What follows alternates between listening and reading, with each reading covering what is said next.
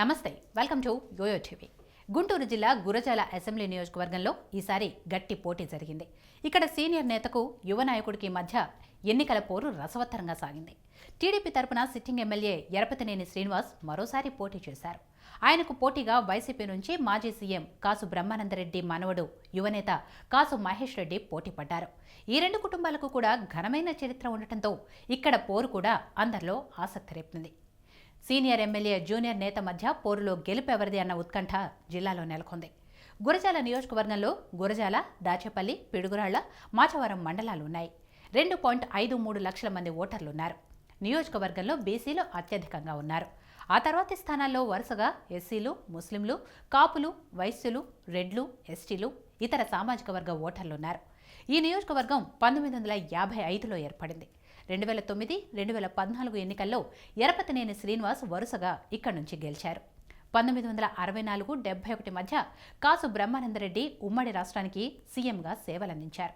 ఆ తర్వాత ఆయన కొడుకు కాసు కృష్ణారెడ్డి కూడా రాజకీయాల్లో కొనసాగారు. ఇప్పుడు బ్రహ్మానందరెడ్డి మనవడు కాసు మహేష్ మూడో తరం నేతగా రాజకీయాల్లోకి అడుగుపెట్టి అసెంబ్లీలో కాలు మోపాలని తీవ్రంగా ప్రయత్నించారు. గురజాలలో వరుసగా మూడోసారి గెలిచి హ్యాట్రిక్ కొట్టడానికి sitting TDP MLA Yarapathineni Srinivas అన్ని రకాల ప్రయత్నాలు చేశారు. 2014 ఎన్నికల్లో ఎరపతినేని శ్రీనివాస్ అప్పటి వైసీపీ అభ్యర్థి కృష్ణమూర్తిపై దాదాపు 7,800 ఓట్ల పైచీలుకు మెజార్టీతో విజయం సాధించారు. గెలిచిన తర్వాత హామీల్లో చాలా వరకు నెరవేర్చారు. దాదాపు 1,200 కోట్లతో అభివృద్ధి పనులు చేశారు. ఇదే సమయంలో ఆయనపై కొన్ని ఆరోపణలు బయటపడటం మైనస్గా మారింది. అయితే ఎరపతినేనికి అధికార టీడీపీ బలం, అనుభవం, అనుచరుల అండా ఉండటం కలిసొచ్చే అవకాశం ఉంది. ఇక ఎరపతినేనిని ఓడించేందుకు జగన్ వ్యూహాత్మకంగా మాజీ సీఎం మనవడు మహేష్ రెడ్డిని గురజాలలో దించారు. వైఎస్ జగన్ అండదండలతో తాత, తండ్రి రాజకీయ వారసత్వంతో మహేష్ దూకుడుగా ముందుకు వెళ్తున్నారు. తండ్రి కృష్ణారెడ్డి మంత్రిగా చేసిన అనుభవంతో పాటు ఆయనకు ప్రజలతో సంబంధాలు కూడా బాగానే ఉన్నాయి. ఇది మహేష్ రెడ్డికి కలిసొచ్చిందని వైసీపీ శ్రేణులు అంటున్నాయి.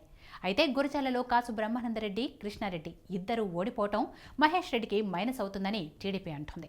అయితే ఆ సెంటిమెంట్ను బద్దలు కొట్టాలని మహేష్ దూకుడుగా ముందుకెళ్లారు. ఇక ఇక్కడి నుంచి జనసేన తరపున చింతలపూడి శ్రీనివాస్ను పవన్ బరిలోకి దించారు.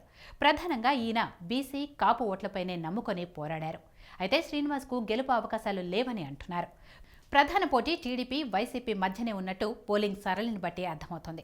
గురజాలలో విజయం కోసం వైఎస్ జగన్ మహేష్ రెడ్డిని బరిలో దింపినా గెలుపుపై ఆ పార్టీ పూర్తి విశ్వాసం వ్యక్తం చేయలేకపోతోంది. అయితే సిట్టింగ్ ఎమ్మెల్యేపై వ్యతిరేకత, అవినీతి ఆరోపణలు కాసును గెలిపిస్తాయని పార్టీ నేతలు అంటున్నారు. అయితే ఎరపతినేని ఓడించడం అంత ఈజీ కాదు. ఆయన రాజకీయం మొత్తం గురజాల కేంద్రంగానే సాగింది. ఇక్కడ పెద్ద ఎత్తున ఉన్న అనుచరులే ఆయన బలం. గురజాలలో వైసీపీ గెలుపు ఖాయమని పార్టీ వర్గాలు ధీమాగా చెప్తున్నాయి. గెలుపు కోసం పట్టు విడవకుండా ప్రయత్నాలు ముమ్మరం చేశాయి. మరోవైపు టీడీపీ నేత ఎరపతినేని కూడా అన్ని అస్త్రాలు ప్రయోగించి విజయంపై విశ్వాసంగా ఉన్నారు. మరి అనుభవం గల నేతతో యువ నాయకుడు తలపడ్డా ఇక్కడ గెలుపు ఎవరిది అనేది తెలియాలంటే ఫలితాలు వచ్చే వరకు ఆగాల్సిందే. హలో, మిమ్మల్నే ఫిలిం సెలబ్రిటీస్ రియల్ స్టోరీస్ ఏంటో తెలుసుకోవాలనుందా? లేటెస్ట్ గా రిలీజ్ అయ్యే మూవీ రివ్యూస్ నేను చెప్తే వినాలనుందా? ఇంకెందుకు ఆలస్యం, యోయో టీవీని సబ్స్క్రైబ్ చేసుకోండి. అలాగే మర్చిపోకుండా యోయో టీవీ యాప్ ని కూడా డౌన్లోడ్ చేసుకోండి.